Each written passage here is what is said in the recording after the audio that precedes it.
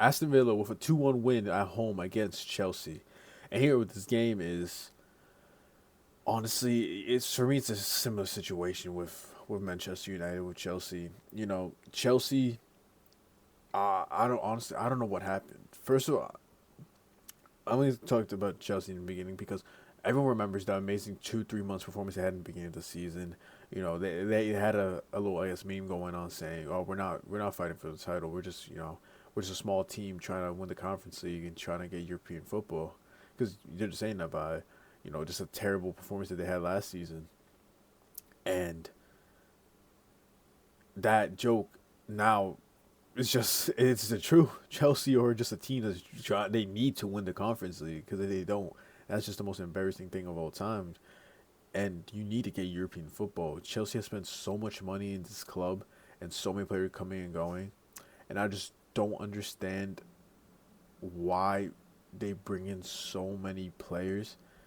And then it's just another Manchester United situation. I just think everything with the higher ups are doing is just not good. I feel like they look at Chelsea's performance earlier in the season, and they just don't they didn't care. They're like, oh well, like I don't even think they looked back at it and be like, oh we performed well. We got to figure out how to keep it that way.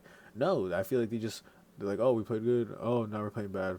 Oh well, that's just the thing for Chelsea really here. And here we're gonna look at their starting lineup, and you know for me, a similar situation with Chelsea, or not Chelsea, with Chelsea is Arsenal. They don't have a proper number 9, also, which is sure with Nicholas Jackson and I guess Mark Yu, if you want to consider him, which I do rate, and I think he should be given minutes up top as he's a proper number 9. I feel like he has so much talent and he has so much to show for, but at this time you just bring in so much money into this team just recently be performing bad. The last few games, I think it was 2 wins, 2 draws, 5 losses, or something around that. 2 3 draws, 2 losses, or let's call it 2 wins, 3 draws, 5 losses in the last 10 games, and it's just unacceptable for this team at this caliber.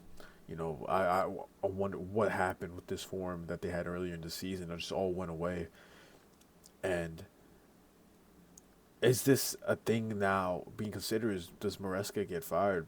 People saying he should get sacked, and for me, I think he stays. I think Enzo Maresca is the cut line where all right, we gotta stop firing our managers. We gotta put our faith into a manager, which they haven't done. And I'm surprised with Pochettino sacking last season, because they were starting performing really well, and they gone through so many managers with Frank Lampard, with Graham Potter and Thomas Tuchel, Pochettino, and now Maresca, and I feel like now is the time when you cut it off, but is now the time we gotta start changing things because for me, Chelsea do have a really good team. They of course they have a good team. They spent so much money in this team, but they have 8 goalkeepers, and you can't find a single goalkeeper that be your best. And for me, I really liked Jurgensen too. I think I didn't really like Sanchez at goal, but I really wanted Jurgensen to get more minutes. Today was just not his day, and your best keeper that you have still under contract is at Bournemouth right now, playing amazing with Kepa Arrizabalaga, and I honestly I don't know what Chelsea's really gonna do about that. And here with Aston Villa is with just a Marco Asensio. I'm a Madrid fan and I love Marco Asensio. I remember him coming up in 2017 with that banger against Sevilla in the Super Cup against Sevilla, and then just after that he just became Madrid's star boy. And he's never really got to the potential that he could have been with the injuries that was going on with him.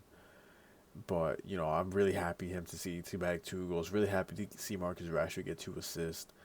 For me, it's Aston Villa. They brought in reinforcements. This is what teams really need to do.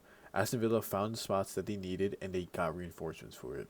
Their bench was lacking. They got reinforcements, and that's what they're doing right now. They're in the Champions League. They have a chance to go high in the Champions League, to go far, to go in the quarterfinals, maybe even the semis, if they just you know, perform the way that I think they could. For me, they have a really good team, a really strong team with a lot of depth. Where they have still a bunch of injuries with Russ Barkley, but these are all coming back around March time. So when all these players come back fit, I really do think, or Aston Villa, or just I feel like it's either Aston Villa or Newcastle that will get European football. I do not. I think Nottingham Forest will drop points, but there's a whole different story here. But with all the likes of Ollie Watkins and Rodgers getting hurt, I really like Aston Villa's team here. But Chelsea, they need to find the group or something. They really do. But yeah, this was Aston Villa 2, Chelsea 1, and here we're gonna head into the final match, and that was Tottenham versus Spurs.